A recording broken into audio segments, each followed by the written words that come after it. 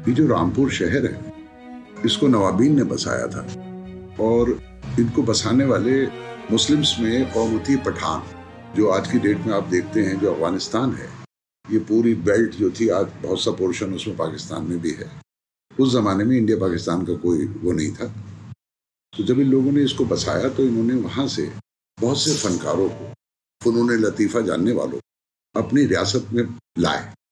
ये जो फने चार बैत है, ये as a matter of fact Afghanistan के रोहिलास का जो है ये गाना है। तो इसमें बेसिकली शुरू में इसको पठानी राग कहा जाता था, क्योंकि पठान नस्ल के हमारे अजदाद लाए थे, वो गाते थे। इसमें मान लीजिए कि वो जंग लड़ रहे हैं और शाम हो गई, थक के अब वो जो है बैठे हैं, तो उन्होंने अपनी एक चार बैत शुरू कर दी। सब लोग महजूज हो रहे हैं। मान लीजिए कहीं शादी आई तो उन्होंने उस लिहाज से कह दिया। मान लीजिए उसी बीच में बारिश आ गई तो उन्होंने बारिश के ऊपर चार बैत कह दी। बच्ची ब्याह के जा रही है तो उसके अंदर उन्होंने कहना शुरू कर दिया। इसके पीछे मकसद ये था, जैसे आज के दौर के अंदर गाने हैं, हमारे लेटेस्ट जो सॉन्ग्स होते हैं कि चर्च में जैसे होते हैं, सैडनेस आ गई तो सैडनेस वाला सॉन्ग आ गया, खुशी का माहौल है तो खुशी वाला सॉन्ग आ गया। तो ऐसा था इसके अंदर। लेकिन इस फन को चूंकि रामपुर में आया तो इसके अंदर जो भी हमारे यहाँ के वासी थे रामपुर के, वो लोग भी इसको शागिर्द बनते चले गए उन लोगों के, और वो सीखते गए। तो आज की डेट में सिर्फ ये पठानों का राग नहीं रहा, जो भी इसको पढ़ गया और सीख गया वो अपना गा रहा है। लेकिन इसका एक तरीक़ेकार है पढ़ने का।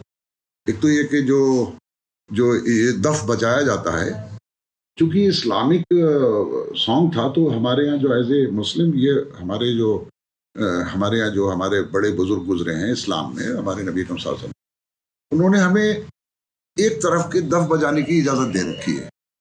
तो इसलिए इसमें आपने देखा होगा इसे दफ कहते हैं। वन साइड हाल है या जो भी प्लास्टिक लगी हुई उसे बजाते हैं। तो इसको बजा के और इस गाने को, इसको सॉन्ग को गाया जाता है, जो चार बैत कहलाती है। इसमें चार मिसरे होते हैं हर पूरा करने के लिए एक अपने बात को, तो इसको गाया जाता था। आज रामपुर के अंदर हर मकतबा फिक्र का इंसान, हर जात का इंसान इसको गाता है। मैं 70 साल से गा रहा हूँ चार बैत। जी हाँ, आज भी वैसे वो बात तो नहीं रही, मगर गा लेता हूँ बहुत अच्छा। असली बात तो यह है कि जो नई पीढ़ी है उसको चार बैत का मतलब ही नहीं पता है, चार बैत होती क्या है और गाई कैसी जाती। पर वो तो जरा सा गाना उनसे आया और बस वो तो उस्ताद हो गए। उनको चार बैत का मकसद नहीं पता है। चार बैत अगर इंसान गाएगा तो एक ही गा सकता है, दूसरी नहीं गा सकता, जिसको चार बैत कहते हैं। गजलें तो पूरी रात गाते, कोई नहीं गाता है। हमने अपने उस्ताद से यही फन सीखा, कहते थे बेटे चार बैत ही गाओ, गजल मत गाओ। मुझे शुरू से जो है फनून लतीफ़ा में बड़ा इंटरेस्ट रहा, और नतीजा ये था कि मैंने भी एक चार बैत लिखी जो इस किताब में मौजूद है। इसका एक मिसरा मैं आपको सुनाता हूं। कहते हैं, कान दबाकर बटिया बटिया चल भैये, उलझ न दुनिया से परपटिया चल भैये।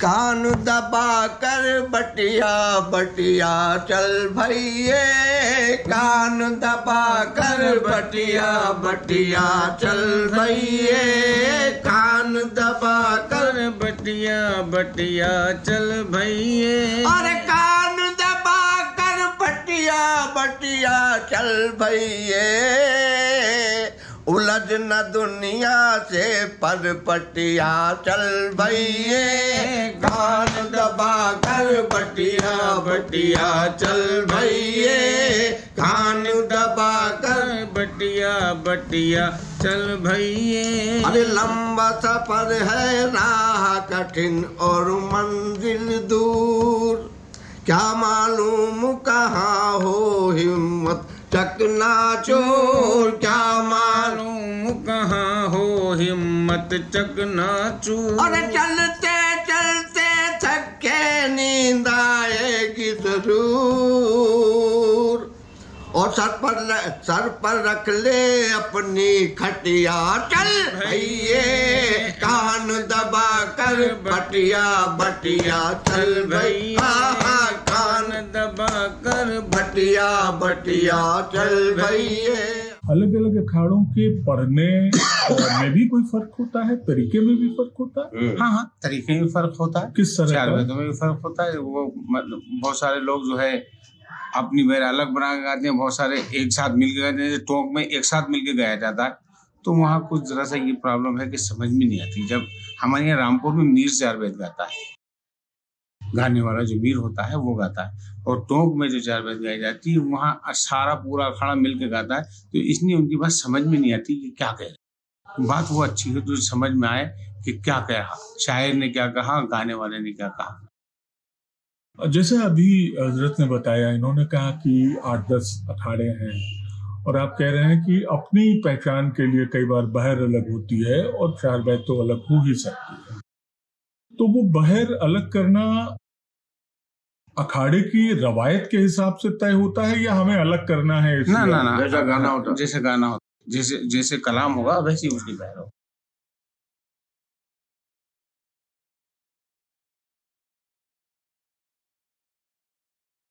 मोहब्बत की है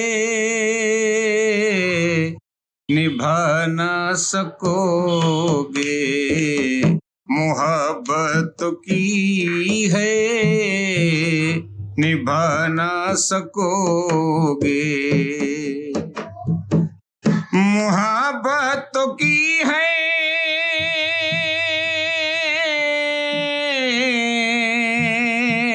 निभा ना सकोगे, लगी है जो दिल में बुझा ना सकोगे, मोहब्बत की है निभा ना सकोगे। तुम्हारे लिए शादमानी लुटा दी, तुम्हारे लिए जिंदगानी लुटा दी, न सोचा न समझा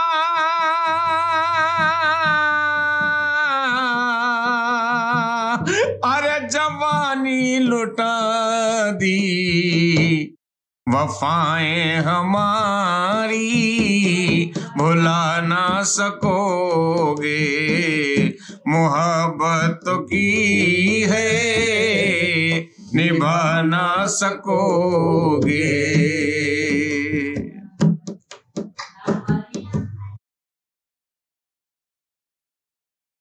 अगर इसको कोई दूसरे अखाड़े के लोग किसी दूसरे बहर में लेके गाएंगे तो कैसे गाएं? इसी चार बैत जो भी आपने सुनाया है। अब ये उनका तरीका है। किसी एक मतलब तरह लगती हो। देखिए, मेरे उस्ताद मोहतरम ने मुझे एक बात सिखाई। मेरे उस्ताद मोहतरम बाबू बहार मेरे उस्ताद थे। अल्लाह का फजल करम ये रहा कि मेरे उस्ताद की बहर तो हिंदुस्तान के दूसरे अखाड़ों ने गाई, लेकिन मेरे उस्ताद ने आज तक कभी किसी अखाड़े की बहर नहीं गाई। हमने खुद ही उस्ताद शागिर्दों ने अपनी बहर बनाई और अपना ही गाया। हमने किसी की बहर नहीं गाई। हमारी बहरें लोग गाते, हमारी बनाई हुई बहर गाते। बाहर जगहों पे रामपुर वाले भी गाते हैं, बाहर के लोग टोंक, भोपाल और चांदपुर, बछराव, मुरादाबाद, अमरोहा, हमारी बहर तो गाते हैं, लेकिन हमने आज तक इनकी बहर नहीं गाई। एक बड़ी पुरानी चार बैत है जो पुराने लोग इस तरह गाया करते थे।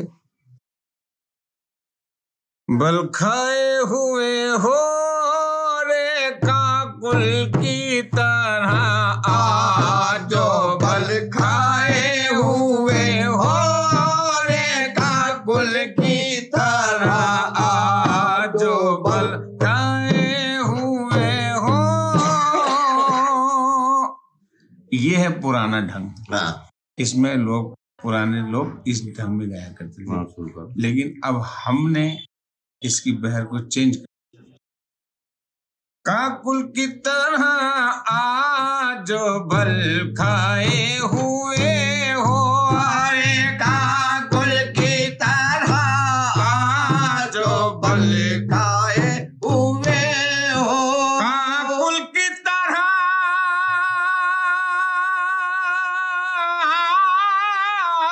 आज जो बल खाए हुए हो और मालूम हुआ गए के बहकाए हुए हो, अरे का फूल की तरह जो बल खाए हुए हो, अरे का फूल की तरह जो बल खाए हुए हो।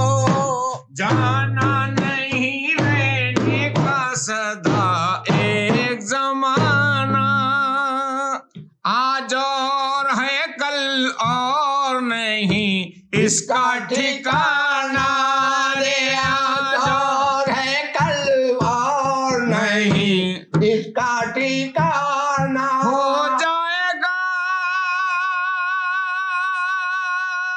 चंद रोज में ये हुस्न रवाना, जिस पर के मेरी जान तुम इतराए हुए हो, अरे का फूल की तरह आज जो बनता।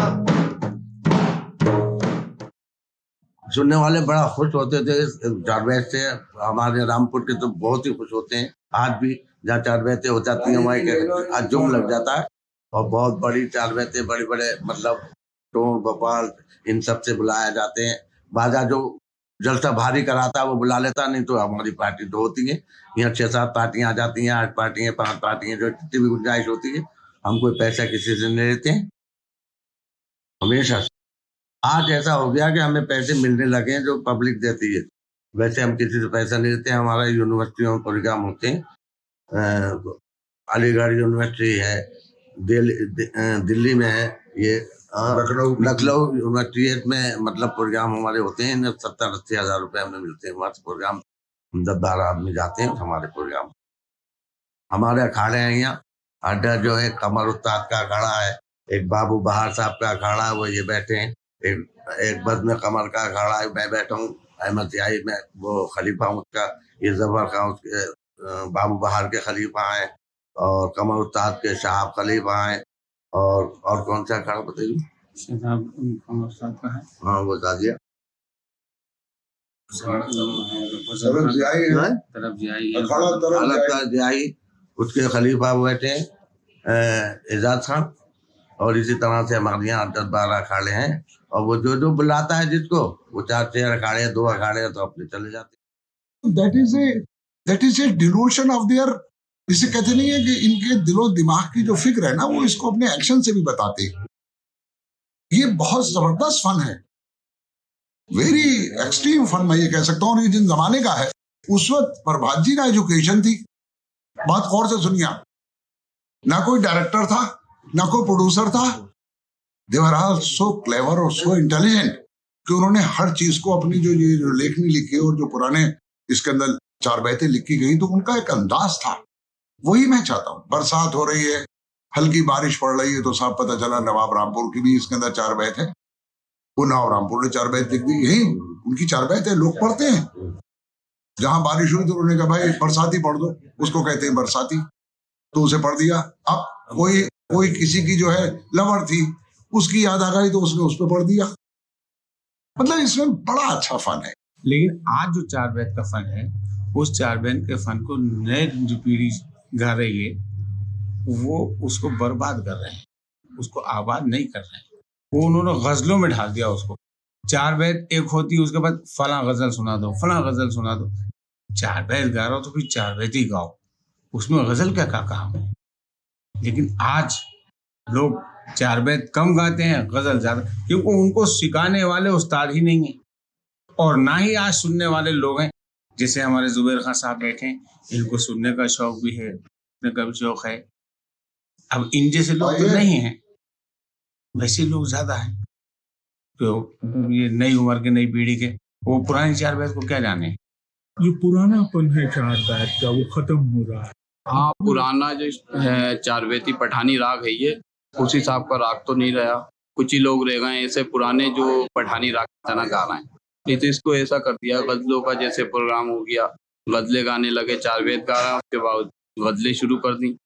तो ऐसा नहीं होना चाहिए। जो राग ये पठानी राग है, रामपुर की शान है पठानी राग चार वेद का, वही रहना चाहिए। आप वाकिफ हैं परफॉर्म? बिल्कुल परफॉर्म है, हम वाकिफ हैं इससे। इस शान से देखा था किसी गुल को चमन में, बिखरे हुए गेसो आरे हिलते थे हवा से। अरे इस शान से देखा था किसी गुल को चमन में, बिखरे हुए गेसो आरे हिलते थे हवा से। इस रामपुर में जहां पर जड़ें हैं किसकी? चार बैत की। Nobody has tried to contact me. Nobody has tried to contact this fellow, जिसकी की बुक लिखी हुई है चार बैत पे, जो कि बहुत बड़ा मसवदा है आपके सामने। बच्चियों को मैंने देखा वो चार बैत गा रही हैं और कुर्सियों पे बैठ के गा रही हैं। प्रभात जी, ये कुर्सियों पे बैठ के गाने वाला गीत नहीं है। ये जो है ये जमीन पे बैठ के घुटना नीचे टेक के और उस वक्त गाने का गीत है ये, ताकि आपको एक्चुअली पता चले कि व्हाट इज चार बैत। कितने लोग एक साथ गा रहे होते हैं? हाँ, इसमें कोई बाइंडिंग नहीं है, लेकिन अकेला नहीं गा सकता इसको। एक तो होता है जो खलीफा कहलाता है, वो चार बैत के मिस्र को कहता है, उसके साथ उसके फॉलोअर्स पीछे होते हैं। उनकी ये क्वालिटी है कि इस मिस्र को किसको किस वक्त उठाना है, ठीक है। तब बजाने वाले 2 या 3 या 4 हो सकते हैं, वो बजाते हैं और वो उसके साथ जो है बिल्कुल एक साथ मिल जाते हैं। उसके चार बैत के जुमले और तफ का बजाना ये एक साथ स्टार्ट होता है। अब ये आया, अरे दफन करना मुझको कुए यार में, दफन करना मुझको कुए यार में, दफन करना मुझको कुए यार में। तू दफन करना, अरे मुझको कुए यार में, अरे कमरू बुलबुल की बने गुलजार में, दफन करना कुए यार में। They are the gold of this era. और इनके जाने के बाद अगर हमने इनको संभाल के नहीं रखा तो शायद ये जो नून लतीफा है चार बैत, ये ढलानों पे है। Government must take cognizance of those people. इनको जिंदा रखना है और इनको जिंदा रखने का सिर्फ एक ही इलाज है कि इनको जो है गवर्नमेंट प्रोटेक्ट करे, ताकि ये आगे जो है अपने शागिर्दों को छोड़ के चले।